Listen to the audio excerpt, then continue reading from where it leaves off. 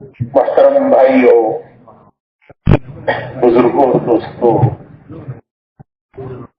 اللہ رب العزت نے اس دنیا کو تمام انسانوں کے لیے امتحان کی جگہ بنایا ہے۔ اس کا نام ہے دار الامتحان، امتحان کا گھر۔ اس امتحان کے گھر میں اللہ رب العزت ہر ایک کو امتحان لینے کے لیے بھیجتے ہیں۔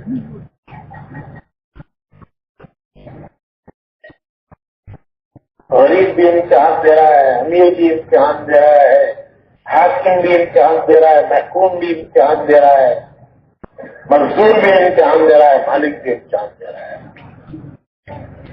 امتحان لینے والے ہیں اللہ، امتحان دینے والا ہے بندہ۔ امتحان کی جگہ ہے دنیا اور امتحان کا زمانہ ہے زندگی۔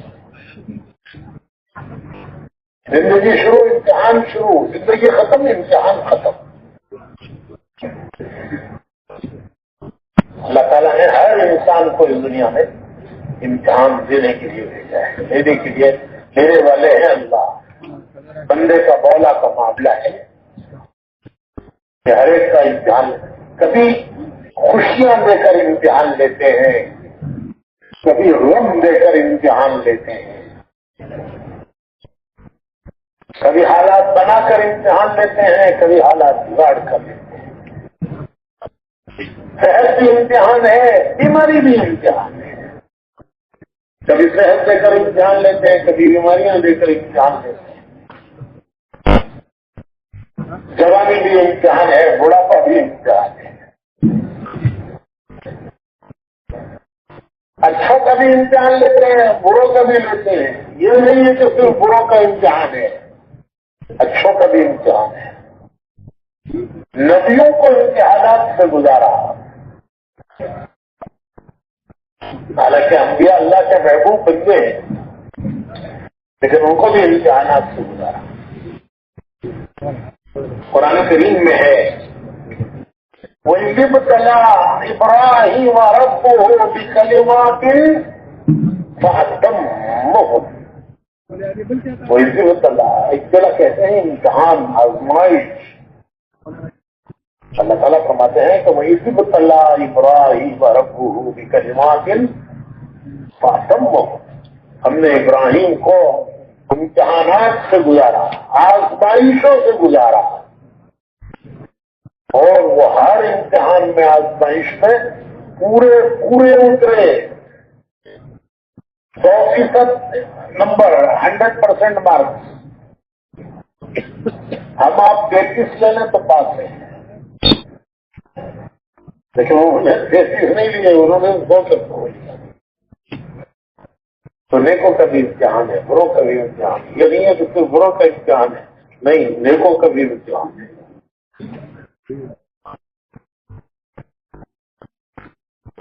امتحان کیا ہے؟ امتحان یہ ہے کہ دنیا میں جینے کے 2 راستے ہیں۔ ہر زمانے میں جینے کے 2 راستے، جینے کے 2 طریقے ہیں۔ غریب کے لیے بھی، امیر کے لیے بھی، حاکم کے لیے بھی، محکوم کے لیے بھی، کافر کے لیے بھی، کاشتکار کے لیے بھی، سب کے لیے دنیا میں جینے کے 2 راستے ہیں۔ ایک راستہ ہے کہ ویسے جیئیں گے جیسے ہمارا جی چاہتا ہے، جیسے دنیا جی رہی ہے، زمانہ جی رہا ہے، ہم دنیا کو دیکھ کے جیئیں گے، زمانے کو دیکھ کے جیئیں گے، حالات کو دیکھ کے جیئیں گے۔ خلاصہ یہ ہے کہ یہ جی چاہیے راستہ ہے، جی چاہیے۔ کیا کریں گے؟ جو جی چاہتا ہے۔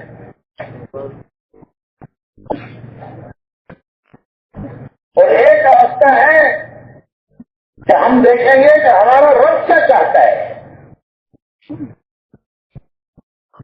ہمارا رب کیا چاہتا ہے۔ یہ 2 راستے ہیں۔ اب امتحان ہے اس کا کہ یہ کون سا راستہ اختیار کرتا ہے۔ فَمَنْ شَاءَ فَلْيُؤْمِنْ ومن شاء فليكفر. امتحان کس راستے پہ چلتا ہے؟ ایک دنیا کو دیکھ کے چلنا، زمانے کو دیکھ کے چلنا.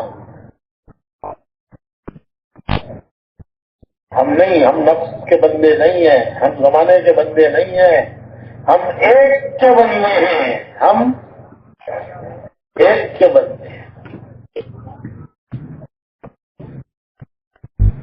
کسے کہتے ہیں بندہ؟ بندہ کہتے ہیں ماننے والے کو، نہ ماننے والے کو کہتے ہیں باغی، ماننے والے کو کہتے ہیں بندہ. تو پہلا کام ہے، پہلا مطالبہ ہے اللہ کی طرف سے کہ بندے بنو، بندے بنو. یہ پہلا مطالبہ ہے. تو جس کی مانے اس کا بندہ، جس کی مانتا ہے اس کا بندہ. نفس کی مانے تو نفس کا بندہ، زمانے کی مانے تو زمانے کا بندہ، حالات کی مانے تو حالات کا بندہ، دنیا کی مانے تو دنیا کا بندہ. دنیا کو دیکھ کے چلے تو دنیا کا بندہ، زمانے کو دیکھ کے چلے زمانے کا بندہ، حالات کو دیکھ کے چلے حالات کا بندہ. جس کی مانے اس کا بندہ. ہم کس کے بندے ہیں؟ ہم ایک کے بندے، ہم ایک کے بندے. یہ ہے لا الہ الا اللہ. لا الہ، بندے بنتا ہے اللہ کے. اللہ تعالیٰ فرماتے ہیں، حضور اکرم صلی اللہ علیہ وسلم سے اللہ نے فرمایا کہ اے میرے رسول، اگر میرے بندے آپ سے پوچھیں کہ ہمارا اللہ کہاں ہے، وہ اللہ جس کے آگے ہم ہاتھ باندھ کر کھڑے ہوتے ہیں، ہم زمین پر ماتھا ٹیکتے ہیں، ناک رگڑتے ہیں، ہاتھ پھیلا کے ہماری حاجتیں اور ضرورتیں اس سے مانگتے ہیں، دامن پسارتے ہیں، ہاتھ پھیلاتے ہیں، وہ ہمارا اللہ کہاں ہے؟ وَإِذَا سَأَلَكَ عِبَادِي وَإِذَا سَأَلَكَ عِبَادِي. اگر میرے بندے آپ سے پوچھیں کہ ہمارا اللہ کہاں ہے تو کہہ دیجیے وَإِذَا سَأَلَكَ عِبَادِي عَنِّي، میرے بارے میں پوچھیں تو کہہ دیجیے فَإِنِّي قَرِيبٌ، فَإِنِّي قَرِيبٌ. کتنے پیار سے اللہ کہتا ہے کہ میں تمہارے قریب ہوں. کتنا قریب؟ وَنَحْنُ أَقْرَبُ إِلَيْهِ مِنْ حَبْلِ الْوَرِيدِ. جتنی تمہاری جان کی رگ تم سے قریب ہے. یہ رگے جان جس کو کٹنے سے آدمی مر جاتا ہے، تو جتنی جان تمہاری تم سے قریب ہے اس سے زیادہ تمہارا اللہ تم سے قریب ہے. میرے بندو مجھ سے مانگو، اجیب دعوت داعی اذا دعان. یہ آیتیں عام طور پر خطیب حضرات جمعہ کے خطبے میں پڑھتے ہیں. یہ قرآن کی آیتیں یہ خطیب جمعہ کے خطبے میں پڑھتے ہیں، لیکن کبھی دھیان نہیں جاتا وہ کیا پڑھ رہے ہیں. تو اللہ تعالیٰ فرماتے ہیں کہ اجیب دعوت داعی اذا دعان، مجھ سے مانگو. ارے مجھ سے مانگو. کیا پیارا انداز ہے اللہ پاک، وہ زمین و آسمانوں کا مالک، کائنات کا مالک، ہم سے کہہ رہے ہیں ارے مجھ سے مانگو، میں تمہاری سنتا ہوں اور تمہاری پکار سنتا ہوں اور تمہاری حاجت و ضرورت پوری کرتا ہوں. کسی زبان میں مانگو، نماز میں تو قرآن پڑھنا ہے، لیکن دعا کسی زبان میں مانگو. وہ دل کی دھڑکنیں سنتا ہے کہ یہ بندہ کیا مانگ رہا ہے، اور کہتا ہے کہ میں مجھ سے مانگو، میں تمہاری پکار سنتا ہوں. جی وہ دعوت داعی اذا دعان، تم کیا مانگ رہے ہو میں سنتا ہوں. فلیستجیبوا لی، میں تمہاری پکار پوری کرتا ہوں. تو میرے بھائیو، کبھی کبھی یہ خیال آتا ہے اور بعض لوگ زبان سے بھی کہہ دیتے ہیں کہ اللہ کہاں ہماری سنتا ہے. کسے کہہ دیا آپ کو کہ اللہ تمہاری نہیں سنتا؟ کسے کہہ دیا؟ کہیں قرآن میں ہے کہیں حدیث میں ہے کہ اللہ تمہاری نہیں سنتا؟ حضور تو فرماتے ہیں کہ ہر ایک کی سنتا ہے. ہر نماز کے ہر فرض نماز کے بعد ایک دعا قبول ہوتی ہے. ہر فرض نماز کے بعد ایک دعا قبول ہوتی ہے. تو کبھی مسلمان کو یہ خیال نہیں آنا چاہیے کہ غلط خیال ہے کہ ہماری دعا قبول نہیں. کہاں ہماری کہاں دعا قبول نہیں؟ وہ تو ہر ایک کی سنتا ہے اور ہر ایک کی قبول کرتا ہے. حضور فرماتے ہیں ہر فرض نماز کے بعد ایک دعا قبول ہوتی ہے. ہاں، دعا کی قبولیت مختلف طریقے ہیں. اسے سمجھنا چاہیے کہ دعا کی قبولیت کس طرح ہوتی ہے. ایک، جو مانگا وہ مل گیا. بات یہ سمجھتا ہے میری دعا قبول ہو گئی کہ میں نے مانگا تھا اور جو مانگا تھا وہ مجھے مل گیا، تو یہ سمجھتا ہے کہ میری دعا قبول ہو گئی. قبولیت کے اور طریقے بھی ہیں. دوسرا طریقہ قبولیت کا یہ ہے کہ بعض مرتبہ دعا دیر سے قبول ہوتی ہے، لیکن مانگتے رہو مانگتے رہو. موسیٰ علیہ السلام، ہارون علیہ السلام دونوں نبی ہیں. دونوں نے مل کر دعا مانگی کہ اللہ فرعون کا ظلم حد سے بڑھ گیا، یہ ضدی ہے، مانتا نہیں ہے، اس کا ظلم حد سے بڑھ چکا ہے. اب تو اپنی قدرت کا ہاتھ اس پر ڈال دے، اسے تو پکڑ لے. جواب آیا کہ تمہاری دعا ہم نے سن لی. اور جب وہ دعوت کما کہ ہم نے تم دونوں کی دعا، دونوں نے مل کے دعا مانگی، تم نے دعانے کی دعا ہم نے سن لی، اب ہم اس کو پکڑیں گے. علماء نے لکھا ہے کہ دعا قبول ہو گئی، قبولیت کا جواب بھی آ گیا. نبی ہیں، ادھر سے جواب آ گیا کہ قبول ہو گئی دعا تمہاری. اس کے 40 سال کے بعد فرعون ڈوبا ہے. انہوں نے دعا مانگی دونوں نبیوں نے، ادھر سے جواب آیا تمہاری سن لی، قبول ہو گئی. تو یہ وہ دعوت حکما، تم دونوں کی دعا قبول ہو چکی ہے. اس کے 40 سال کے بعد فرعون ڈوبا ہے سمندر میں. اور ہم مسجد میں آتے ہیں، 2 رکعت نماز پڑھتے ہیں، دعا مانگ کر منہ پر ہاتھ پھیر کے پیچھے پھر کے دیکھتے ہیں کہ مدد آ گئی نہیں آئی، اور نہیں آئی تو کہتے ہیں کہاں سنتا ہے اللہ. مانگتے رہو، ایک وقت آتا ہے وہ سنی جاتی ہے، پوری ہوتی ہے. وہ اللہ کی حکمت ہے.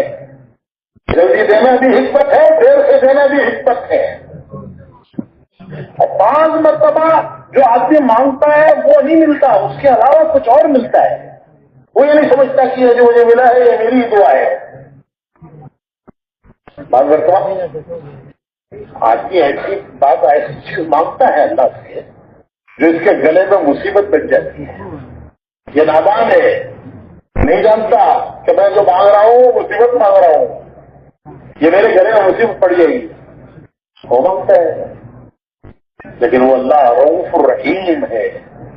رؤوف بالعباد، اپنے بندوں پر بڑا مہربان. رؤوف بالعباد، وہ اپنے بندوں پر بڑا مہربان. وہ نہیں دیتا ہے لیکن دعا وہ بھی قبول کرتا ہے، اس کا کوئی بدل دیتا ہے. کیونکہ یہ جو مانگ رہا ہے یہ نادانی سے مصیبت مانگ رہا ہے. مثال سمجھنے کے لیے، ایک آدمی گائے بکریاں بھینس لے کر گیا جنگل میں چرانے کے لیے. شام کو جب ان کو اکٹھا کر کے گھر لانے لگا تو کیا دیکھتا ہے کہ ایک بھینس گائے کو کسی نے مار دیا ہے، مر گئی. اسے بڑا دکھ ہوا، کتنی اچھی بہن، کتنا دودھ دیتی تھی، میرے سارے بچے پیتے تھے پھر بھی بچ جاتا تھا، اس کو میں بیچ کر میرے کام چلاتا تھا، میری ضرورتیں پوری کرتا تھا. ایسی اچھی بہن یہ کس نے ماری؟ کہ ظالم نے اسے مارا. اسے بہت دکھ ہوا. وہ غصے میں آ کے کہنے لگا اے اللہ جس نے اسے مارا ہے اسے میرے سامنے لا کر کھڑا کر. اسے کس نے مارا ہے میرے سامنے لا کے کھڑا کر. دعا قبول ہو گئی. شیر آ کے کھڑا ہو گیا. شیر آ کے کھڑا ہو گیا. وہ مار کر خون پی کے اپنا کام کر کے چلا گیا تھا. تو تمہیں تو بلایا کہ اللہ جس نے اسے مارا ہے وہ اسے لا کے میرے سامنے کھڑا کر. اب اس نے تیری گائے کو مارا تھا, تیری بھینس کو مارا تھا, اب تجھے بھرے. بعض مرتبہ آدمی نادانی سے ایسی باتیں مانگتا ہے وہ نہیں جانتا کہ یہ میرے لیے مصیبت پکڑ رہا ہو. لیکن اللہ رؤوف بالعباد, اپنے بندوں کا بڑا مہربان. وہ نہیں دیتا لیکن دعا وہ بھی قبول کرتا ہے, اس کو بھی بدل دیتا ہے. بعض مرتبہ یہ دعا کسی آنے والی بلا اور مصیبت کے ٹلنے کا ذریعہ بن جاتی ہے. ایک صاحب آ کے مجھ سے کہنے لگے کہ ہم جا رہے تھے اور گاڑی ٹکرائی اور چور چور ہو گئی, لیکن اللہ کی شان کہ جو بیٹھے ہوئے تھے اندر ان کو کوئی خرائش بھی نہیں ہے. میں نے کہا کہ یہ تمہاری دعائیں کام آئی ہیں. جو تم نے دعائیں مانگی تھی وہ دعائیں اس وقت کام آئی ہیں. آسمان سے کوئی بلا اترتی ہے, دنیا کی کوئی طاقت اسے روک نہیں سکتی. مومن بندے کی دعا اسے روک دیتی ہے. مومن بندے کی دعائیں آسمان سے آنے والی بلاؤں کو روکتی ہیں جس کو دنیا کی کوئی طاقت روک نہیں سکتی. تو تم نے جو دعائیں مانگی تھی وہ اس وقت کام آئی کہ اس بلا کو اللہ نے ٹال دیا. یہ بلا گاڑی بھر گئی. اللہ رب العزت ہر ایک کی دعا قبول کرتا ہے, ہر دعا قبول کرتا ہے. ہاں ایک شرط ہے کہ وہ حرام سے بچے. ایک ہی شرط ہے, بہت لمبی چھوٹے چھوٹے نہیں ہے, تو وہ حرام سے بچے. ہر اللہ کی بنا کی ہوئی چیز سے بچے. تو میرے بھائیو زندگی اللہ نے مختصر کی ہے اور دی ہے امتحان کے لیے. پیدا ہو کے ہی عہد لیا ہے. جب بچہ دنیا میں آتا ہے تو سب سے پہلے اس کے ایک کان میں اذان دیتے ہیں, ایک کان میں اقامت پڑھتے ہیں. یہ ہمارا پہلا سبق ہے زندگی کا. اور یہ اذان و اقامت کوئی رسم نہیں ہے, دین کا کوئی کام رسم نہیں ہے. رسم کہتے ہیں تصویر کو. تصویر بے جان ہوتی ہے, اس پہ جان نہیں ہوتی. تو دین کا کوئی کام بے جان نہیں ہے, وہ ایک حقیقت ہے, وہ ایک رسم نہیں ہے.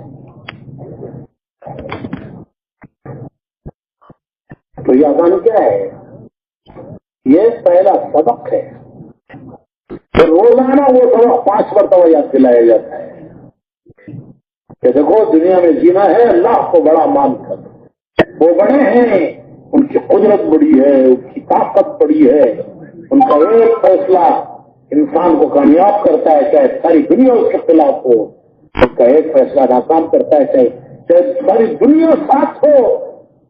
لیکن اللہ کا فیصلہ خلاف ہے تو وہ کام نہیں آتا, وہ کامیاب نہیں ہوتا.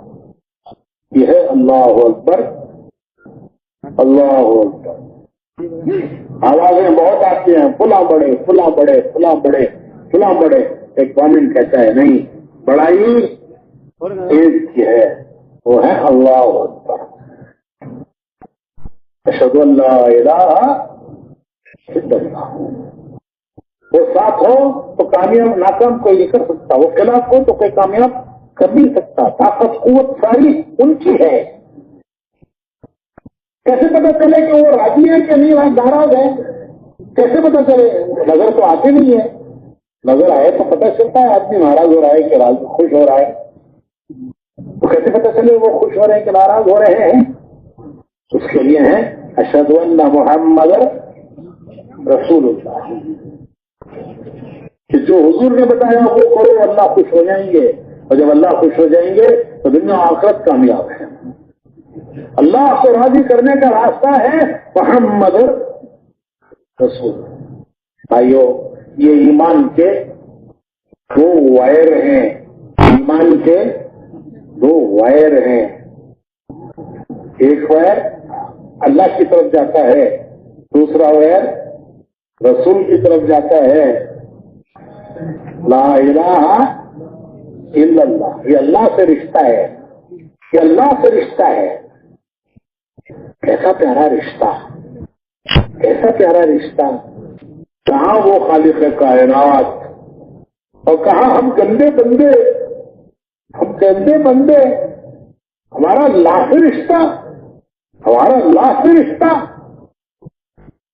وہ عظیم ذات اس سے رشتہ ہمارا. وہ رشتہ ہے بندگی کا رشتہ. اللہ سے کسی کا کوئی اور رشتہ نہیں ہے، ایک ہی رشتہ ہے، بندگی کا رشتہ. کہ بندے ہیں اللہ کے. لا الہ الا اللہ.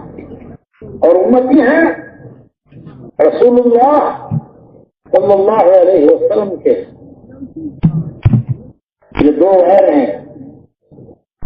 ایک وائر اللہ کی طرف جاتا ہے بندگی کا کہ ہم اس کے بندے ہیں، دوسرا وائر رسول کی طرف جاتا ہے امتی ہونے کا کہ ہم ان کے امتی ہیں. دونوں وائروں کا کنیکشن ہو گیا تو روشنی ہے. کنیکشن ٹوٹا تو اندھیرا ہے.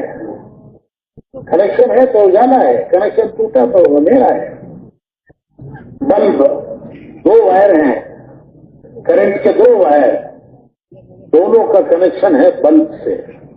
اور کنیکشن ہے تو اجالا، کنیکشن گیا تو اندھیرا. تو ایمان کے بھی دو وائر ہیں.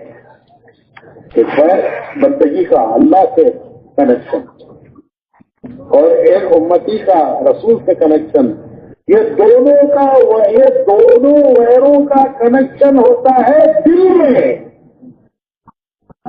یہ مائک ہے، اس میں دو وائروں کا کنیکشن ہے. جب یہ بول رہا ہے اور اگر کنیکشن چلا جائے تو مائک ہے لیکن بولتا ہے. لائٹ ہے، کنیکشن ہے تو اجالا، کنیکشن گیا تو اندھیرا. تو یہ ایمان کے دو وائر ہیں، ان کا کنیکشن ہوتا ہے دل میں. جس دل سے یہ کنیکشن ہو گیا، بندگی کا کنیکشن اللہ سے، امتی ہونے کا کنیکشن رسول سے، جس دل میں یہ دونوں کا کنیکشن ہو گیا وہ ہے کلمے والا. وہ دل ہے کلمے والا. اس کا ایک رشتہ اللہ سے ہے، دوسرا رشتہ رسول سے ہے. لا الہ محمد. تو بھائیو تبلیغ سب سے پہلے یہ کہتے ہیں کہ بھائی ہمیں یہ کنیکشن جوڑنا ہے. اللہ کا شکر ہے کہ ہم ایمان والے ہیں. ایک دنیا ہے جس کا کنیکشن ٹوٹا پڑا ہے، تو ہمارا کنیکشن ٹوٹا نہیں ہے.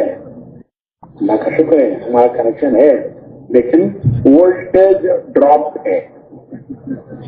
وولٹیج ڈراپ ہے، پورا کام کر نہیں رہا ہے.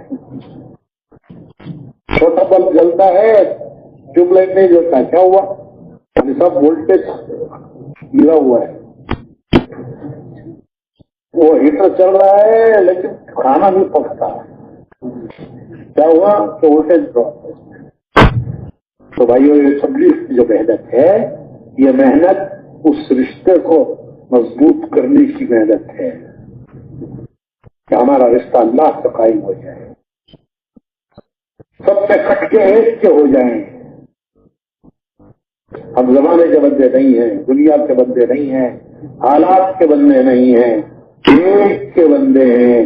لا الہ الا اللہ محمد رسول اللہ.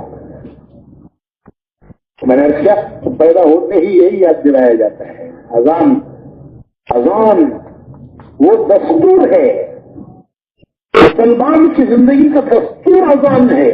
اس کے بعد آپ کا وقت نہیں ہے، لیکن اگر آپ کسی سے پوچھو اذان کے معنی سمجھو تو اذان زندگی کا دستور ہے.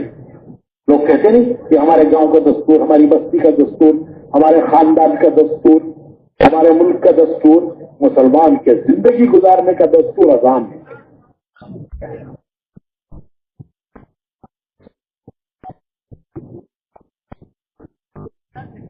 پہلا امتحان ہے کہ ہماری زندگی کیسے گزرتی ہے. ایک مرتبہ حضور اکرم صلی اللہ علیہ وسلم غمزدہ تھے. حضرت جبرائیل آئے اور عرض کیا کہ اللہ فرما رہے ہیں کہ میں میرے نبی کو غمزدہ دیکھ رہا ہوں. کیا بات ہے؟ حالانکہ اللہ جانتے ہیں کہ حضور کے کس چیز کا غم ہے، لیکن یہ تسلی دینے کے لیے، دلاسا دینے کے لیے. تو حضرت جبرائیل آتے ہیں، پوچھتے ہیں حضور سے کہ اللہ دریافت فرمائے کہ میرے نبی کو کس چیز کا غم ہے. تو حضور نے کیا فرمایا کہ جبرائیل مجھے میری امت کا غم ہے کہ ان کا کل قیامت میں کیا ہوگا. حضرت جبرائیل حضور کو لے کر گئے ایک قبرستان میں، ایک خبر پر مارا تو اٹھ اللہ کے حکم سے. وہ مردہ کھڑا ہوا، حشاش بشاش خوش، اور وہ کہہ رہا ہے اشہد ان لا الہ الا اللہ واشہد ان محمد رسول اللہ. تو حضرت جبرائیل نے فرمایا واپس جا. پھر ایک دوسری خبر پر گئے، وہاں جا کر اس پر سر مارا. وہ انتہائی پریشان چہرہ کھڑا ہوا، کہہ رہا تھا ہائے میری تباہی، ہائے میری بربادی، میں تو تباہ ہو گیا، برباد ہو گیا. حضرت جبرائیل فرمایا واپس جا. پھر حضور سے عرض کیا کہ اللہ کے رسول، یہ جس حال میں مریں گے کل قیامت کو اس حال میں اٹھائے جائیں گے. جس حال میں دنیا سے جائیں گے امتحان ختم ہو گیا. ہر شخص کی موت اس کی قیامت ہے. سارے انسانوں کی قیامت تو ہوگی جب ہوگی، اللہ کے علم میں ہے، وہ ہمیں اللہ نے بتایا نہیں ہے. قیامت سب کی قیامت تو کب ہوگی، لیکن ہر شخص کی موت اس کے لیے قیامت ہے. اس لیے کہتے ہیں موت کو قیامت سوڑا، چھوٹی قیامت کہ موت آئی، امتحان ختم ہو گیا. اب نتیجوں کا اعلان ہوگا کہ کون کامیاب گیا، کون ناکام گیا، کون امتحان میں کامیاب ہوا، کون امتحان میں ناکام ہوا. فرشتے آئیں گے اس کی روح لینے کے لیے. دیکھیے روح کو موت نہیں ہے، روح کو موت نہیں ہے. کہ موت کسے کہتے ہیں؟ موت کہتے ہیں روح کا جسم سے جدا ہو جانا. جسم سے روح نکل گئی یہ موت ہے. جسم گیا مٹی میں، روح بھی مٹی میں گئی. ارے روح بھی مٹی میں گئی، اس کو موت نہیں ہے. جب ماں کے پیٹ سے جسم پورا بن گیا تو جسم بنا. ماں باپ نے جو کچھ کھایا اس سے اس کے جسم کی پرورش ہوئی. دنیا کی سب چیزیں اس کی ماں باپ نے جو کچھ کھایا اس سے جسم بنا، پرورش ہوئی. لیکن روح وہ دنیا کی کس چیز سے نہیں بنی. وہ فرشتہ لایا، اللہ کے خزانے سے لایا. جسم بنا، جو ماں باپ نے جو کھایا پیا اس سے جسم پرورش پایا انسان کا ماں کے پیٹ پہ. لیکن روح اللہ کے خزانے سے آئی، فرشتہ لایا. اور جب جسم مکمل ہو گیا تو اس میں وہ ڈال گیا اور یہ لکھ گیا کہ یہ واپس کب جائے گی. اس کی واپسی کی ڈیٹ کیا ہے؟ ہم سب ریٹرن ٹکٹ سے کیا آئے ہیں. ایک ریٹرن ٹکٹ ہوتا ہے نا، جانے کا بھی آنے کا بھی. اور جب جانے کا وقت آئے گا تو فرشتہ آئے گا، وہ اس روح کو لے کے جائے گا. اگر یہ بھلی روح ہے تو خوشخبریاں ہیں، خوشخبریاں. یا ایتھا النفس المطمئنہ، یا ایتھا النفس المطمئنہ، اے پاک روح ارجعی، چل. کہاں چل؟ الا ربی کی، اپنے رب کی طرف چل، کس حال میں چل؟ راضیۃ مرضیہ، کہ تو ان سے راضی ہو، تجھ سے راضی، فادخلی سے عبادی، اس کے نیک بندوں میں داخل ہو جا، وادخلی جنت کی، جنت میں داخل ہو جا۔ حدیث شریف آتا ہے کہ جو امتحان میں یہاں سے کامیاب گیا، موت کے ساتھ اس کی کامیابی شروع ہو گئی۔ آسمانوں سے فرشتے آتے ہیں، جنت کے گلدستے لاتے ہیں، گلدستے، 70 قسم کے پھول، ہر پھول کا رنگ الگ، ہر پھول کی خوشبو الگ، اور یہ خوشخبریاں دیتے ہیں جو ابھی میں نے سنائی ہے۔ جب اس کی روح وہ پھول سونگتی ہے، ایسے نکل آتی ہے جیسے پرندہ پنجرے میں سے نکل آیا، کہ دروازہ کھلا نکل آیا، تو جسم گیا مٹی میں، لیکن روح تو اس کو فرشتے لے کر آسمانوں میں گئے۔ حدیث شریف آتا ہے کہ کسی بڑے آدمی کی روح کو لے کر جب فرشتے آسمانوں کی طرف جاتے ہیں تو اس کی خوشبو آسمانوں میں پھیلتی ہے۔ آسمانوں کے فرشتے پوچھتے ہیں کہ یہ کون خوش نصیب ہے جس کی روح نے ہمارے آسمانوں کو خوشبودار بنا دیا ہے؟ کہا جاتا ہے فلاں ابن فلاں، فلاں ذکر کرے گا والا۔ فرشتے کہتے ہیں مرحبا، اس کے لیے آسمانوں کے دروازے کھول دو، وہ اللہ کے دربار میں سجدہ کرتی ہے۔ پھر کہا جاتا ہے اس کو رکھو جہاں نیک لوگوں کی روحیں کی گئے۔ یہ روح کی خوشبو عملوں سے آئی ہے، ہر نیکی خوشبودار ہے، ہر نیکی خوشبودار ہے، اور ہر گناہ بدبودار ہے۔ حدیث شریف میں آتا ہے کہ جب بندہ جھوٹ بولتا ہے تو اس کے منہ سے ایک ایسی بدبو نکلتی ہے کہ فرشتہ دور تک چلا جاتا ہے۔ تو ہر گناہ بدبودار، ہر نیکی خوشبودار، وہ نیکیوں کی خوشبو اس کی روح میں آتی ہے، تو وہ روح خوشبودار بنتی ہے، اور گناہوں کی بدبو روح میں آتی ہے۔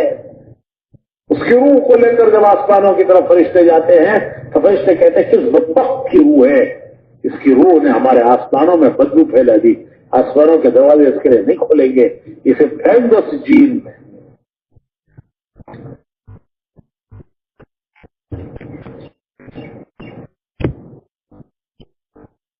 حضرت عمر رضی اللہ تعالیٰ عنہ فرماتے ہیں کہ جیسے جیو گے ویسے مرو گے، اور جیسے ڈرو گے کل قیامت سے ویسے خبروں سے اٹھو گے۔ نتیجہ زندگی پر ہے، کامیابی اور ناکامی کا نتیجہ اور انجام وہ اس پر ہے کہ زندگی کیسے گزرتی ہے۔ مسلمان جذباتی ہے، جان دے دیں گے، جان دے دیں گے، دین کے لیے جان دے دیں گے، اسلام پر جان دے دیں گے۔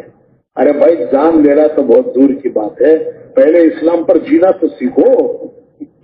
اسلام پر جان دینا تو جب جان جائے گی، لیکن پہلے اسلام پر جینا تو سیکھو۔ حضرت عمر فرماتے ہیں کہ اگر اسلام پر مرنے کی تمنا ہے کہ اسلام پر موت آئے، اسلام پر مرنے کی تمنا ہے تو پہلے اسلام پر جینا سیکھو۔ حضرت عمر کون؟ حضرت عمر حضور نے فرمایا کہ میرے بعد اگر نبوت ہوتی تو یہ اس قابل تھے کہ نبی بنائے جاتے، لیکن میرے بعد نبوت نہیں ہے اس لیے یہ نبی نہیں ہے۔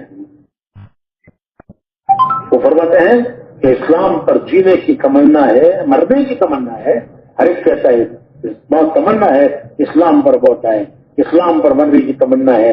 حضرت عمر کہتے ہیں کہ اسلام پر مرنے کی تمنا ہے تو پہلے اسلام پر بولو بھائی بھائیو، بس یہی تبلیغ ہے، یہ ہمارا راستہ ہے، یہ ہمارا راستہ ہے، اس پر ہمیں آنا ہے۔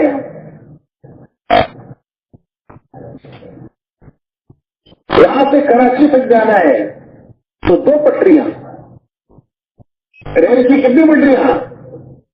2 पटरियां। कराची तक कितनी पटरियां? 2 पटरियां। गाड़ी पटरी पर है, इंशाअल्लाह मंजिल को पहुंच जाएगी। पटरी से हटी तो गई, पटरी पर है तो जनरल डब्बे वाला भी पहुंचेगा, एयर कंडीशन डब्बे वाला भी पहुंचेगा। जो बैठा है वही पहुंचेगा, जो खड़ा हुआ जा रहा है जगह नहीं मिली वो भी पहुंच जाएगा। गाड़ी पटरी पर है तो हमारी मंजिल जन्नत है। हम जन्नत से आए हैं और कहाँ जाना है? वापस जन्नत पे जाना है और रज़ा इलाही का मुकाम है। रास्ता क्या है? जन्नत में जाना है, सबको जाना है इंशाअल्लाह, लेकिन रास्ता क्या है? रास्ता है ला इलाहा मुहम्मद, बच्चे अल्लाह के हुक्म देखेंगे अल्लाह का, ये नहीं देखेंगे दुनिया क्या कह रही है, जमाना क्या कह रहा है, हमारी भला से हम नहीं देखेंगे जमाना क्या कर रहा है, दुनिया क्या कर रही है। हम देखेंगे हमारा रब क्या चाहता है, हमारा रब क्या चाहता है। हम देखेंगे हमारे नबी ने क्या रास्ता बताया है। खुशी में, गम में, जवानी में, बुढ़ापे में, हर चीज में हमें नबी ने एक रास्ता दिया है। और अल्लाह ताला कहते हैं कि मेरे बंदो, अगर तुम चाहते हो कि मैं तुमसे मोहब्बत करूं, तुम मुझसे मोहब्बत करो, मैं तुमसे मोहब्बत करूं। कुल इन कुंतुम तुहिब्बून अल्लाह फत्तबिऊनी युहब्बुकुम अल्लाह। मेरे बंदो, अगर तुम चाहते हो कि तुम मुझसे मोहब्बत करो, मैं तुमसे मोहब्बत करूं। अरे वो अल्लाह कहाँ, वो अल्लाह कहाँ, हम गंदे बंदे।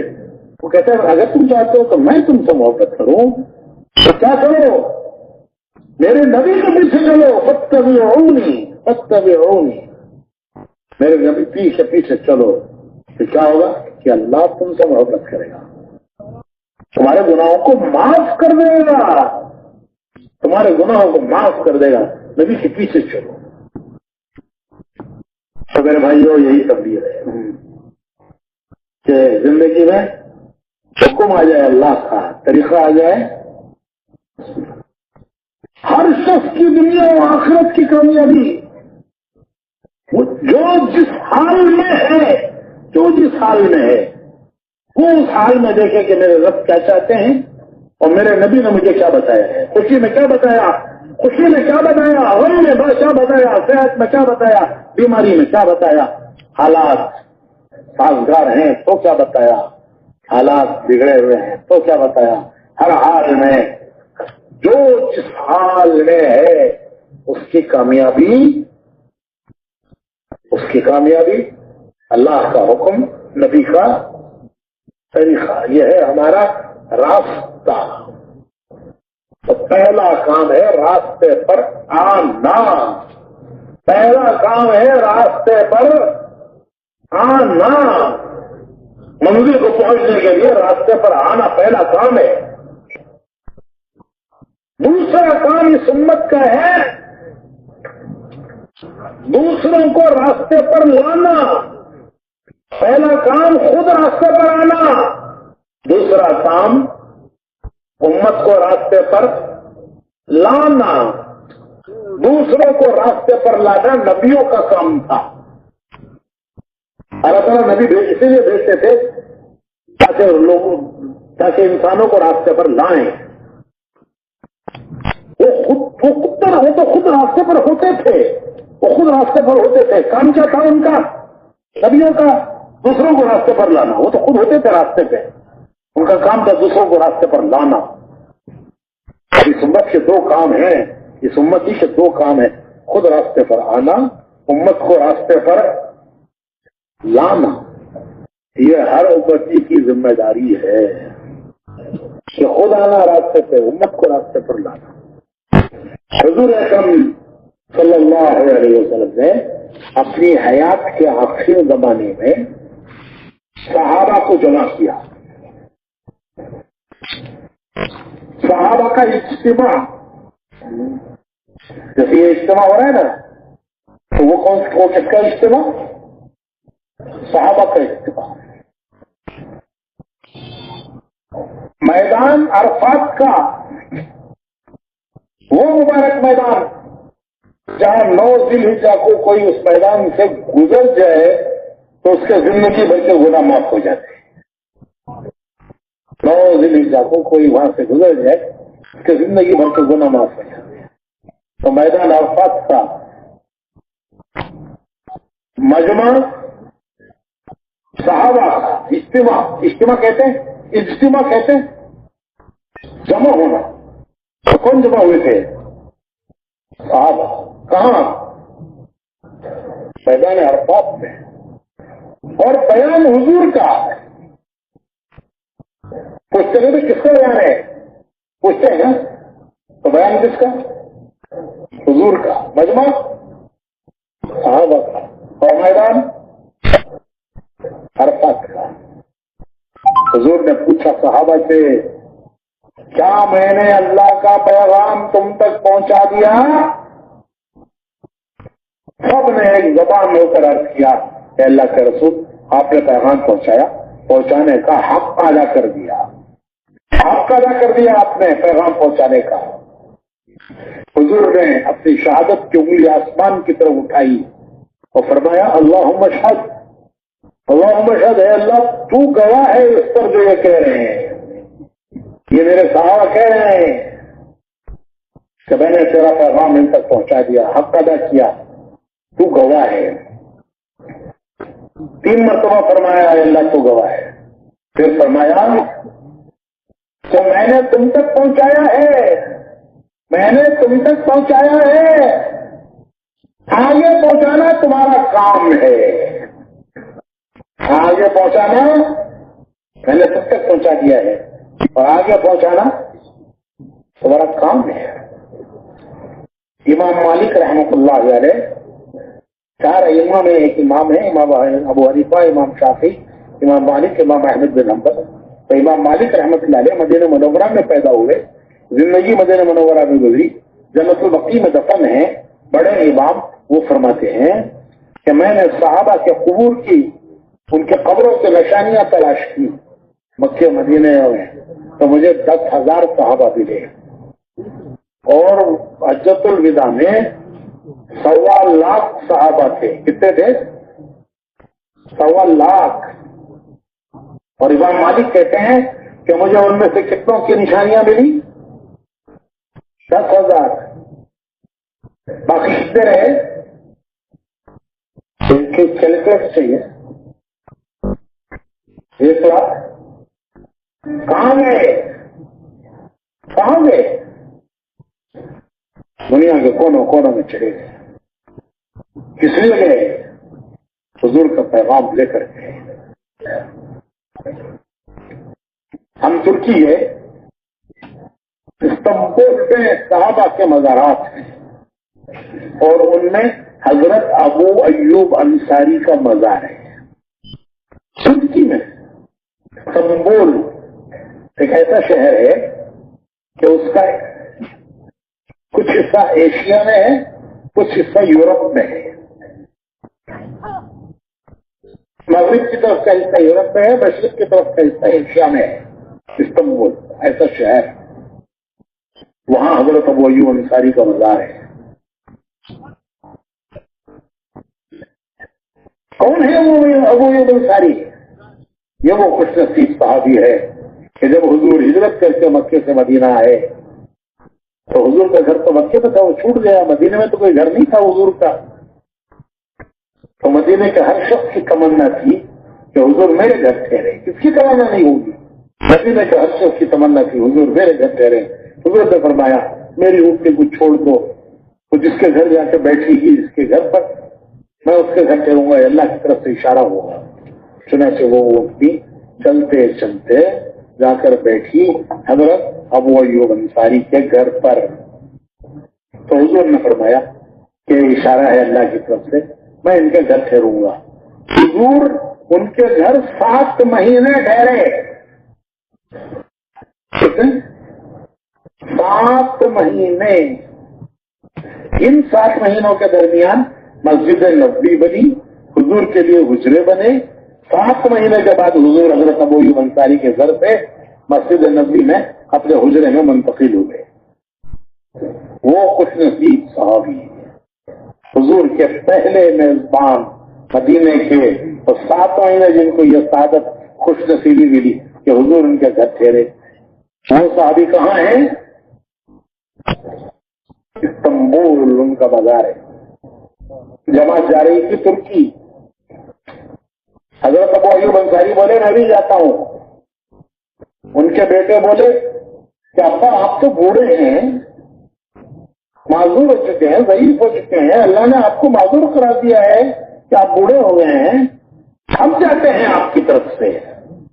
आप तो माजूर हैं, आप रह जाइए, हम जाते हैं आपकी तरफ से। तो हजरत अबू अय्यूब बोले नहीं तुम भी जाओ, मैं भी जाता हूँ। चुनाचे वो गए तुर्की। उस जमाने में एक बहुत दूर की जगह थी, आज भी दूर है, लेकिन अब तो वो तो जमाना ऊंटों का, ऊंटों का, अब तो पर ऊंटों का सफर था अरबों का। तो कहाँ तुर्की, कहाँ मदीना। तुर्की जाके बीमार हो गए। उनकी तीमारदारी के लिए अमीर आए, जमात के अमीर। उनको अंदाजा हो गया कि इनका आखिरी वक्त है, दुनिया से जाने का वक्त आ गया है।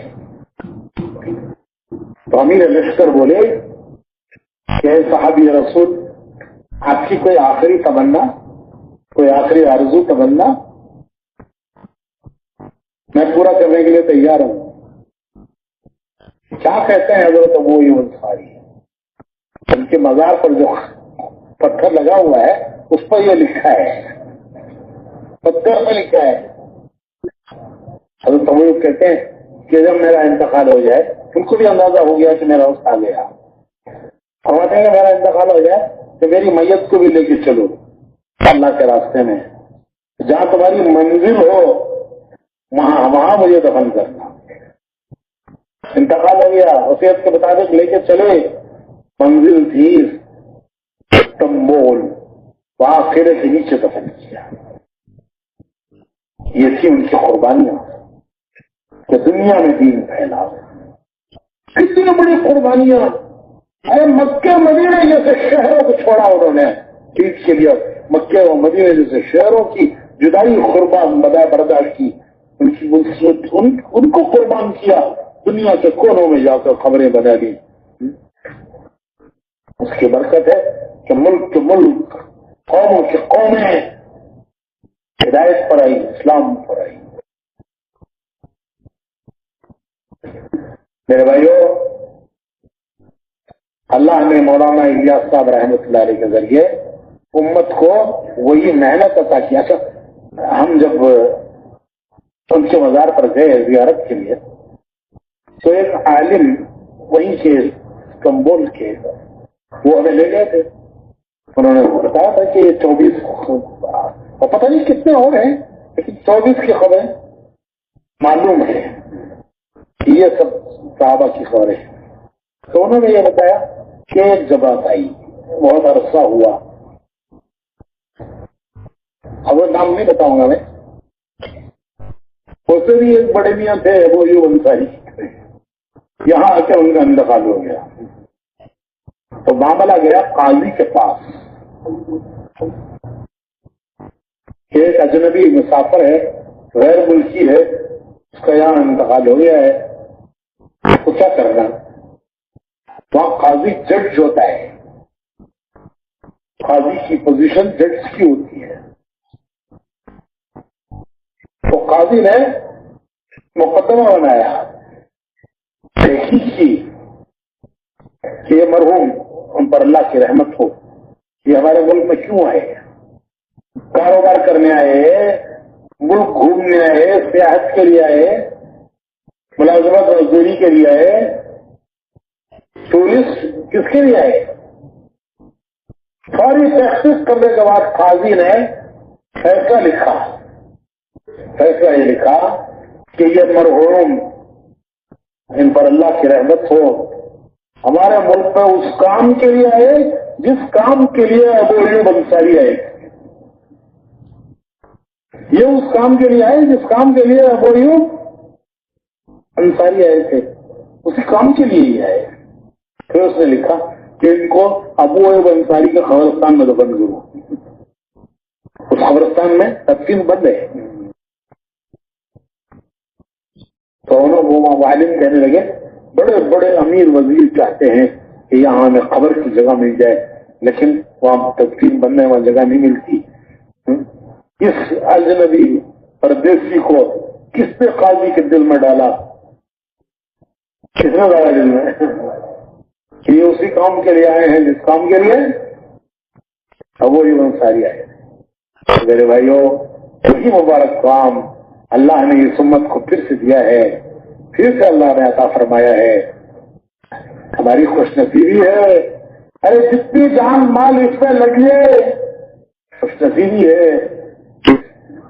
اس دعوت کے ذریعے سے اللہ نے مولانا صاحب رحمۃ اللہ علیہ کے دل پر یہ ڈالا کہ مسلمانوں سے مطالبہ کرو کہ ان کی حیات کا، ان کی زندگی کا، ان کے جان مال کا ایک حصہ وہ دین کے لیے لگائیں.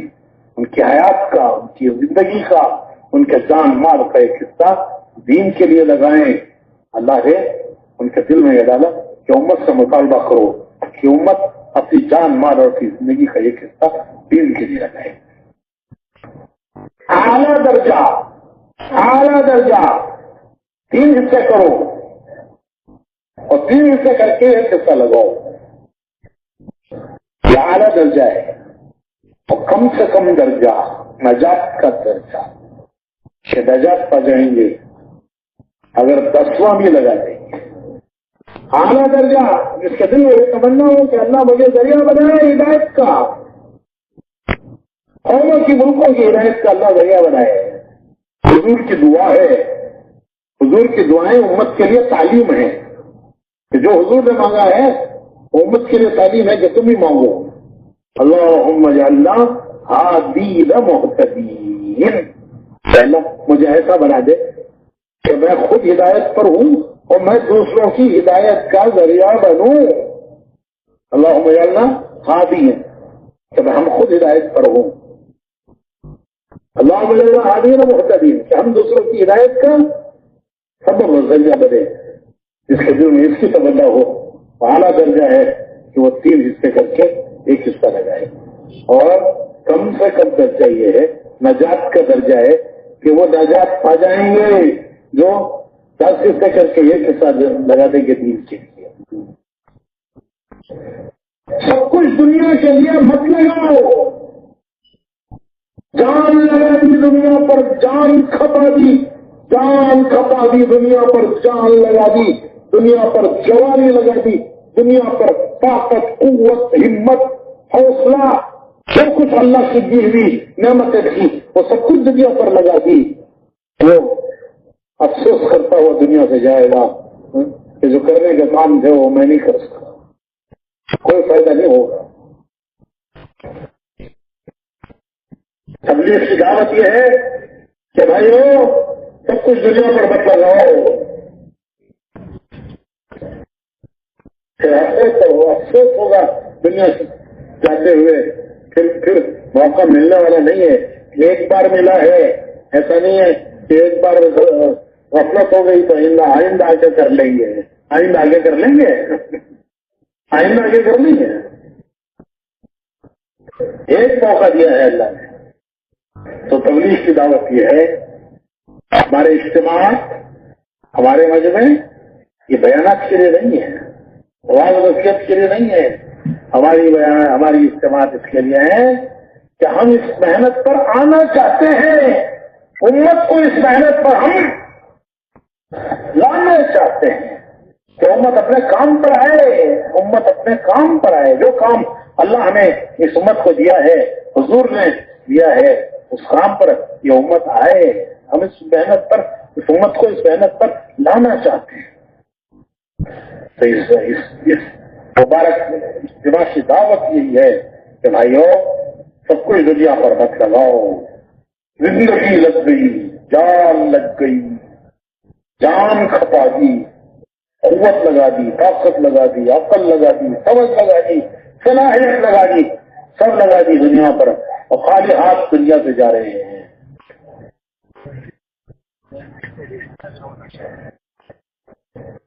ایک حصہ اللہ کے دین سے لگاؤ. کیا ملے گا؟ دنیا پر جو لگا وہ تو گیا پانی میں. دنیا پر جو لگا وہ گیا پانی میں. اس کا کوئی بدل نہیں ہے. زندگی میں دنیا پر بہت کے بعد دیکھے گا کہ کچھ بدل نہیں ہے. ہاں جو دین کے لیے لگا وہ 1 کے 10 ملیں گے. کتنے ملیں گے؟ 1 کے 10. آج کل بڑے بڑے مالوں میں دکانوں میں بھی ایک ایڈورٹائزمنٹ دیکھتے ہیں, بائی 1 get 1 free. کیا بھی ہے؟ ارے ہے نہیں ہے, بولو نا کیا ہے, کیا مطلب اس کا؟ بائی 1 get 1 free کیا مطلب ہے اس کا؟ ایک خریدو تو ایک فری. ایک خریدو دوسرا مفت. اللہ تعالیٰ کہتے ہیں ایک خریدو 2 فری. ایک خریدو تو 2 فری. ارے ہے کوئی دنیا میں ایسا دینے والا کہ ایک خریدو تو 9 دے دے؟ اللہ کہتے ہیں ایک لے لو 2 فری. ایک خریدو 2 فری. ایک لگاؤ ثواب 10 کا پاؤ. کون جاتا ہے بھائی آخری یہ امت اپنی رجاعت چاہتی ہے, اپنی رجاعت چاہتی ہے, تو 10 روپے کر کے ایک حصہ کم سے کم لگا دیں. اور اعلیٰ درجے کی کامیابیاں چاہتی ہے تو 3 حصے کر کے ایک حصہ لگائے. 10 کا 1 لگائیے تو کیا ملے گا؟ ایسا ملے گا کہ گویا سب کچھ لگایا, سب کچھ لگایا. 2.5 گھنٹے لگائے ثواب ملے گا 24 گھنٹے کا. 2.5 گھنٹے کا انٹو 10 کر لو, ضرب 10 تو ایسا ملے گا پورا دن لگایا. 3 دن لگائے گویا پورا مہینہ لگایا. دنیا سے جاتے ہوئے ثواب ایسا ملے گا, 2.5 گھنٹے دیے تھے ثواب ملے گا گویا پورا دن تبلیغ نہیں کرتا رہا. 3 دن دیے ثواب ملے گا گویا پورا مہینہ تبلیغ ہی کرتا رہا. پھر جو جتنا آگے بڑھے اللہ اس کو دے گا. 3 دن لگا کر کیا کرنا ہے؟ 2.5 گھنٹے لگا کر کیا کرنا ہے؟ 3 کام روزانہ کرنے ہیں. 3 کام روزانہ 3 کام کرنے ہیں. دعوت کے 3 کام. ایک گھر کی مسجد کی تعلیم. یہ تعلیم روح کی غذا ہے, روح کی غذا ہے. چائے نہیں ملی تو سر میں درد شروع ہو جاتا ہے. ارے کیا بات ہے, کیوں چہرہ مرجھایا ہوا ہے؟ بولی سب صبح چائے نہیں ملی آج. تو جسم کی غذا ہے. ارے روح جو اصل ہے اس کی غذا بھی ہے, اس کی دوا بھی ہے. روح کی غذا بھی ہے اور دوا بھی ہے. یہ تعلیم کہ کس عمل پر اللہ خوش ہوتا ہے اور کیا دیتا ہے, کس عمل پر اللہ راضی ہوتا ہے, خوش ہوتا ہے. دنیا میں کیا ملے گا, آخرت میں کیا ملے گا, کس عمل پر اللہ راضی ہوتا ہے, اس کا کیا نقصان دنیا میں ہے, کیا نقصان آخرت میں ہے. شیخ الحدیث اللہ ان کے درجات بلند کرے, 47 سال انہوں نے حدیث پڑھائی ہے. کیا پڑھایا ہے؟ کتنے سال؟ 47 سال حدیث پڑھائی ہے. اور کتاب کے شروع میں لکھا ہے کہ 84 کتابوں سے یہ جواہر جمع کیے ہیں. پرانی بزرگوں کی کتابیں 84 کتابوں سے یہ جواہر جمع کیے ہیں. قرآن سے حدیث سے کہ کس عمل پر اللہ خوش ہوتا ہے، کیا دیتا ہے، دنیا میں کیا دے گا، آخرت میں کیا دے گا، کس عمل سے اللہ ناراض ہوتا ہے، کیا نقصان دنیا میں ہے، کیا نقصان آخرت میں ہے۔ اللہ کے کلام میں نور، رسول کے کلام میں نور، جب ان کی باتوں کو سنیں گے وہ جتنا سنیں گے وہ نور کانوں کے راستے سے دل میں آئے گا۔ یہ روح کی دوا بھی ہے، غذا بھی ہے۔ سر میں درد ہوتا ہے تو گولی، ڈاکٹر گولی دیتا ہے، گولی کہاں کھاتے ہیں؟ ہر میں گولی کس کے سر میں لگا لیتے ہیں، گولی کھاتے ہیں وہ پیٹ میں جاتی ہے، اثر کہاں جاتا ہے؟ تو گولی گئی پیٹ میں، اس کا اثر ہوا سر میں، درد ختم ہو گیا۔ ایسے ہی یہ اللہ رسول کی باتیں کانوں کے راستے سے دل میں جائیں گی تو یہ غذا بھی ہے اور دوا بھی ہے۔ ایک وقت آئے گا کہ اللہ کی رضا والے اعمال کی طرف طبیعت چلے گی، ناراضگی سے بچنے کی فکر ہوگی۔ یہ عمل ہے، اس کو گھر میں پڑھنا، گھر میں پڑھنا، گھر کی فضا اور ماحول میں دین آئے گا۔ حدیث میں آتا ہے کہ جس گھر میں نماز، قرآن، تلاوت، تعلیم یہ اعمال ہوتے ہیں، فرشتے فرشتوں کو دعوت دیتے ہیں، آؤ جی آؤ، اس گھر میں ہمارے لیے کھانا بھی ہے، رات کا ٹھکانہ بھی ہے۔ جس گھر میں یہ اعمال ہوتے ہیں تو فرشتوں کو دعوت دیتے ہیں، آؤ اس گھر میں ہمارے لیے کھانا بھی ہے اور ہمارے لیے ٹھکانہ بھی ہے۔ فرشتوں کا کھانا کیا ہے؟ ان کی کیا غذا ہے؟ ان کی غذا کے چکن کباب بریانی، ارے یہ اعمال ان کی غذا ہیں۔ جہاں یہ اعمال ہوتے ہیں کہتے ہیں یہاں ہماری خوراک تقسیم ہو رہی ہے۔ تو فرشتے آئے، نور آیا، فرشتے نور ہے، نور آیا، سورج طلوع ہوا، اجالا آیا تو کیا گیا؟ ارے بھائی کیا گیا؟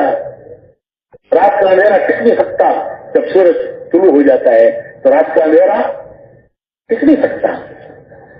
اسی طرح جب فرشتے آ جاتے ہیں گھر میں تو اندھیرے، باطل کے اندھیرے، گناہوں کے اندھیرے، باطل کے اندھیرے، وہ اندھیرے دور ہو جائیں گے، وہ ٹک نہیں سکتے کیونکہ نور آیا۔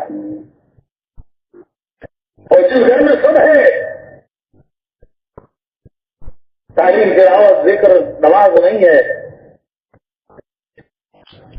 تو فرشتے کہتے ہیں فرشتوں سے چلو جی چلو یہاں سے، یہاں نہ ہمارے لیے کھانا ہے نہ یہاں رات کا ٹھکانہ ہے۔ فرشتے گئے، کیا گیا؟ کیا گیا بھائی؟ نور گیا تو پھر کیا آتا ہے؟ دن کا اجالا گیا، اب کیا آتا ہے؟ اندھیرا۔ پھر پریشانیاں گھیر لیتی ہیں، کہتے ہیں حضرت بہت پریشانی ہے، سکون نہیں ہے، سب کچھ ہے، سکون نہیں ہے، پریشانی ہے، ٹینشن، نئی بیماری، ٹینشن، کسی ڈاکٹر کے پاس علاج نہیں ہے اس کا علاج یہ اعمال ہے۔ گھروں میں ان اعمال کو چالو کرنا، اور ان اعمال کو گھروں میں چالو کرنے کے لیے گھروں میں یہ عمل جاری ہو جائے، اس کے لیے اپنی گھر والی کو لے کر 3 دن میں جاؤ، اپنی گھر والی کو لے کر 3 دن میں جاؤ، پھر دیکھو تمہارے گھر میں کیسی تبدیلی آتی ہے۔ ایک بار تجربہ کر کے دیکھو کہ شہر میں اپنی گھر والی کو لے کر میں مسلسل جماعتیں جاتی ہے، ان میں جاؤ 3 دن لگا کے دیکھو، پھر وہ دیکھو واپس آ کر گھر میں تبدیلی کیسے آتی ہے۔ پھر انشاءاللہ آنے والی نسلوں پر اثر پڑے گا۔ یہ آنے والی نسلیں، ہمارے حضرت جی مولانا امام الحسن صاحب رحمۃ اللہ علیہ فرمایا کرتے تھے کہ بچوں کی تربیت پہلا درجہ ماں کے ذمہ ہے، دوسرا درجہ باپ کے ذمہ ہے، کیونکہ بچے کا وقت زیادہ ماں کے ساتھ گزرتا ہے،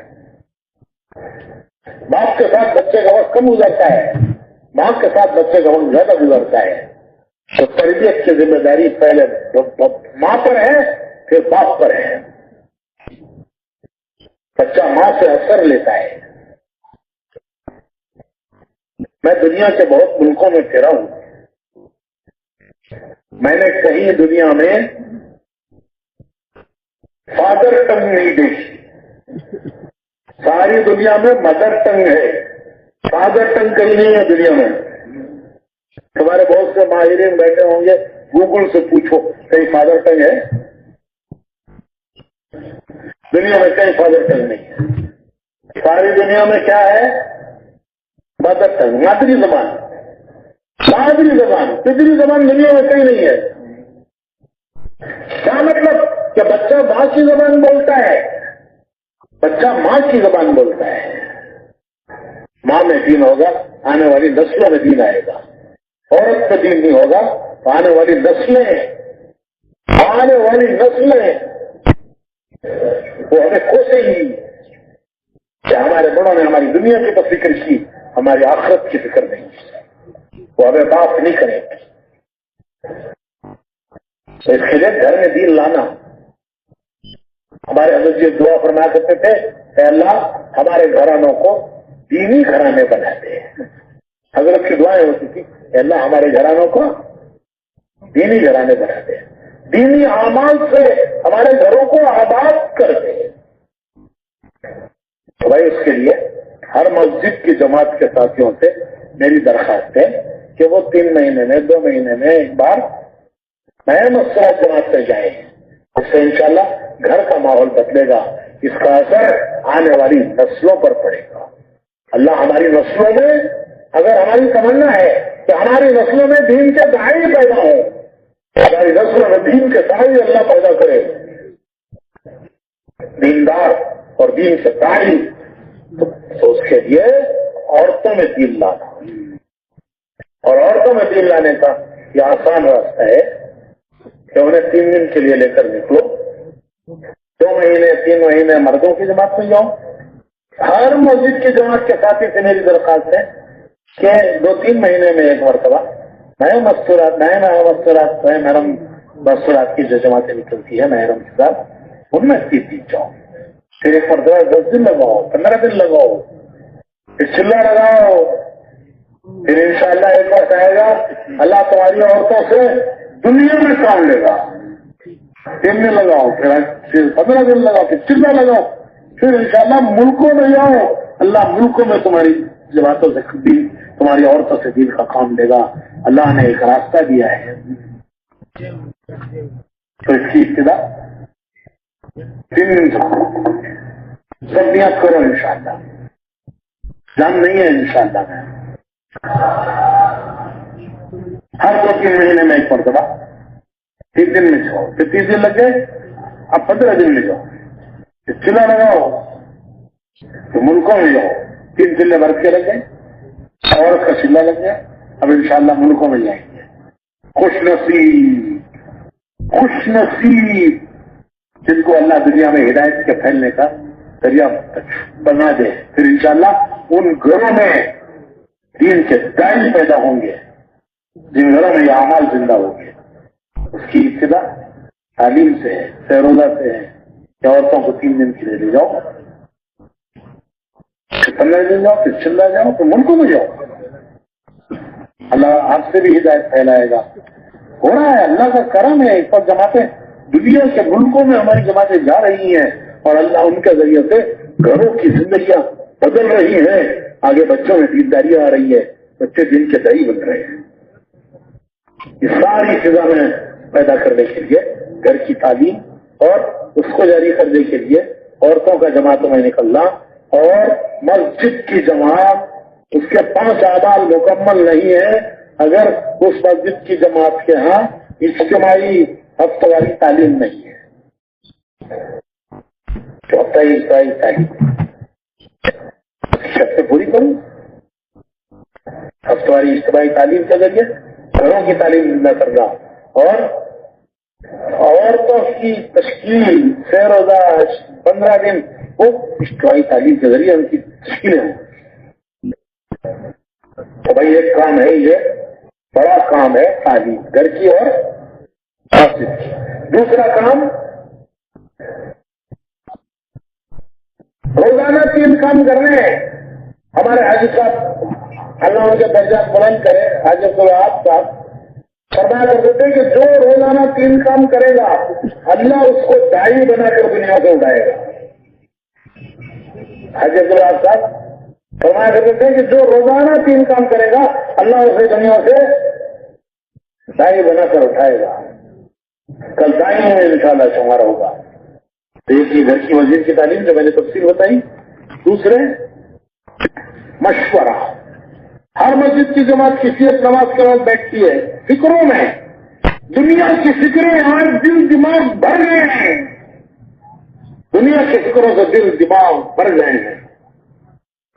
رات کو سوتے ہیں تو بھی وہی فکریں ہیں، آپ بھی اسی کے دیکھتے ہیں. ہماری دین کی فکریں ہمارے اندر زندہ ہو، اس کے لیے یہ مشورہ ہے. یہ مشورے کا کیا ہے خلاصہ اس مشورے کا یہ ہے کہ دین کی اس محنت میں کیا حصہ لے سکتا ہوں، میں کیا کر سکتا ہوں. یہ خلاصہ ہے اس مشورے کا کہ دین کی یہ جو محنت ہو رہی ہے اس محنت میں میرا کیا حصہ ہو سکتا ہے، میرا کیا حصہ پڑ سکتا ہے. اگر کچھ نہیں کر سکتے بھائی جو کر رہے ہیں ان کے ساتھ ہو جاؤ، جو ان کو دے گا اللہ اسے نہیں دے گا. اللہ تعالیٰ کے یہاں یہ نہیں ہے امیر صاحب کو 50%، متکلم کو 25%. تو بھائی سبحان اللہ کہتا ہوا گیا، استغفر اللہ کہتا ہوا آ گیا، تو ایک لے لے کہ بھائی اللہ ایسا دیں گے. اللہ کے یہاں دے رہے سب کو دے گا. تو فکروں میں بیٹھتا دین کی فکر، دنیا کی فکریں 24 گھنٹے ہو رہی ہیں، دین کی فکروں میں بیٹھو انشاءاللہ یہ فکریں موت پر کام آئیں گی، کل قیامت پہ کام آئیں گی. کیا فکر کہ اس محنت پہ ذرا کیا حصہ لگ سکتا ہے، میں کیا کر سکتا ہوں، مجھے کیا کرنا چاہیے، میں کیا کر سکتا ہوں. پھر گھر گھر جانا، 3 کی جماعتیں 70 کی جماعتیں بنا کر گھر گھر جانا. ایک مسلمان دوسرے مسلمان سے اللہ کے لیے ملتا ہے، اللہ دونوں کے گناہ معاف کرتے ہیں. قیامت میں اللہ دونوں کو عرش کا سایہ دیتے ہیں. کہ یہ وہ ہے جو اللہ کے لیے ایک دوسرے سے ملا کرتے ہیں اور مل کر ان کو بھی اللہ کے راستے میں نکلنے کے لیے تیار کرنا، اور ان کو جو مقام پر محنت ہو رہی ہے اس محنت میں ان کو جوڑنے کی کوشش کرنا. یہ 3 کام ہے روزانہ کے. گھر کی مسجد کی تعلیم، روزانہ کا مشورہ اور روزانہ کی گھر گھر کی ملاقات. جو اللہ کے راستے میں جا رہے ہیں وہ جہاں جہاں جا رہے ہیں وہاں اس کو زندہ کریں مسجدوں میں. اور جو کسی وجہ سے اس وقت نہیں جا رہے ہیں، کسی وجہ سے جانا چاہیے تھا کسی وجہ سے نہیں جا سک رہے ہیں، نیت کریں کہ انشاءاللہ جلد سے جلد ہم جائیں گے اللہ کے راستے میں. جہاں سے خالی دل و دماغ بچ جاؤ. جو بھائی شاہ ہوا ایونٹ کے اجتماع میں، اب جب آپ جائیں گے آپ کے جو لوگ نہیں آئے یہاں وہ پوچھیں گے کیا ہوا ایونٹ کے اجتماع میں. ماشاء اللہ بڑے اچھے بیانات ہوئے. کیا ہوا؟ ارے بھائی بہت اچھی بیانات ہے. ارے کیا کہا انہوں نے؟ ارے چھوڑو نا مجھے بھی یاد نہیں ہے. خالی دل دماغ مت جاؤ. ہاں سمجھ کر یہ ارادے کر کے جاؤ، سمجھ کر یہ ارادے کر کے جاؤ. میں خلاصے کے طور پر 3 باتیں کہتا ہوں. میں کہتا ہوں آپ لکھو سالانہ، بولو ماہانہ، روزانہ. بس یہ سب لکھو. کتنا آسان ہے، اللہ نے کتنا آسان بنا کے دے دیا ہے ہم کو. अरे हक तो सब कुछ लगा के भी अदा नहीं होता, हक तो सब कुछ लगा दो तब भी अदा होता, लेकिन अगर इतना भी कर लेंगे तो कल इंशाल्लाह नजात आ जाएंगे, उनके साथ अल्लाह हशर कर देगा। कुरान हदीस में बशारते हैं कि कल क़यामत पे अल्लाह उनके साथ हशर करेगा। तो मैं कहता हूँ फिर आप भी कहो, मेरे साथ बोलो, सालाना माहाना रोजाना। हमारा रोजाना का नाम अमाल दीन की मेहनत से खाली नहीं रहना चाहिए। किताब खाली किताब लेके नहीं जाना, सब दुनिया भरी हुई है, सब दुनिया भरी हुई है उसमें। हर आदमी अपना हिसाब खुद करे, इससे पहले कि उसका हिसाब किया जाए अपना हिसाब खुद करे कि मैंने रोजाना कितना वक्त मैंने अल्लाह के दीन के काम के लिए दिया। मेरा नाम है अमाल और मेरी अमाल की किताब वो दीन के काम से खाली न रहे। अगर वो दीन के काम से खाली रहेगी किसी दिन तो वो दिन मेरा महरूम दिन है। कोई दिन मेरा अगर दीन के काम से खाली रहेगा, वो किताब खाली पड़ी है दीन के काम से, तो वो दिन मेरा महरूम दिन है। मेरा कोई दिन दीन के काम से खाली नहीं होना चाहिए रोजाना। और ये रोजाना ये तालीम, घर की मस्जिद की मशवरा और घर घर की मेहनत, हफ्तावारी गश्तें, पहला गश्त दूसरा गश्त, वहां है ना कम से कम माना कम से कम बोलो वही रोजा। अरे 27 दिन दुनिया पर लगा दिए, 27 दिन दुनिया पर लगा दिए। क्या अल्लाह को मुंह दिखाएंगे कि हमारे पास 3 दिन भी नहीं थे दिन के लिए? 27 दिन दुनिया के लिए दे दिए, 3 दिन भी नहीं थे दिन के लिए। कोई महीना खाली नहीं जाना चाहिए। हमारी इस महीने की कमाई है, जितने नए नए भाइयों को हम तैयार करके 3 दिन में ले गए, वो इस महीने की हमारी कमाई है। हम तो दूसरों के हिसाब में हैं, जिन्होंने हम पर मेहनत की लगाया हम उनके हिसाब में हैं। हमारे हिसाब में वो होंगे जिनको मेहनत करके हम लगाएंगे।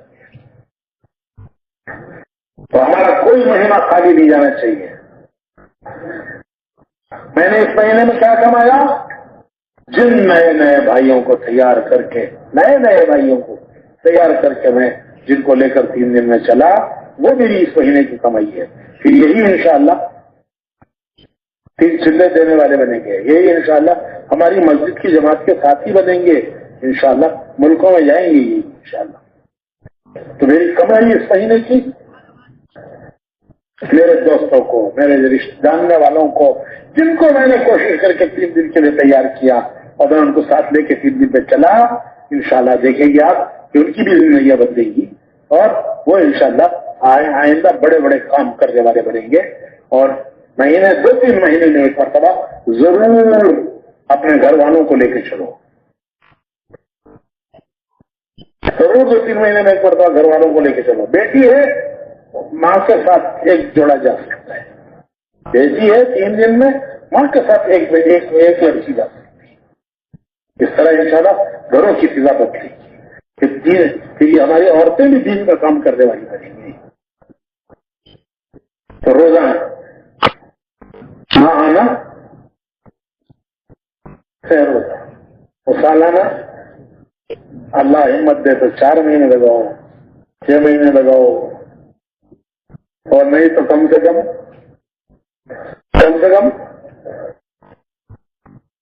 क्या मिलेगा? 1 के 10 मिलेंगे।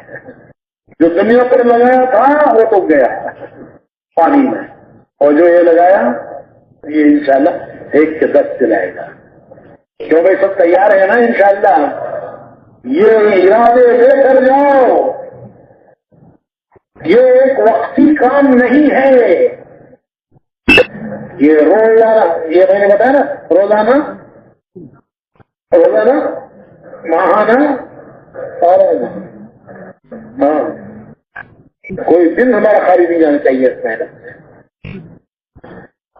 خود کرنا، دوسروں کو تیار کرنا. کیا لائے رحیم سے؟ دیکھو یہ 3 چیزیں لائے ہیں. کیا لائے رحیم سے؟ کوئی یہ 3 چیزیں لائے ہیں. کیا لائے ہیں؟ روزانہ، ماہانہ، سالانہ. وہ کیا ہے روزانہ، ماہانہ، سالانہ؟ ابھی جو میں نے بتایا وہ بتاؤں. بندے کے دل میں عزم و ارادہ ہوتا ہے، اللہ اسے پورا کرتا ہے. بندہ عزم کرتا ہے، اللہ اسے پورا کرتا ہے. کیوں بھائی سب نیت کرتے ہیں نا انشاءاللہ، اللہ سب کو قبول کرتا ہے. اللہ سب کو قبول کرتا ہے.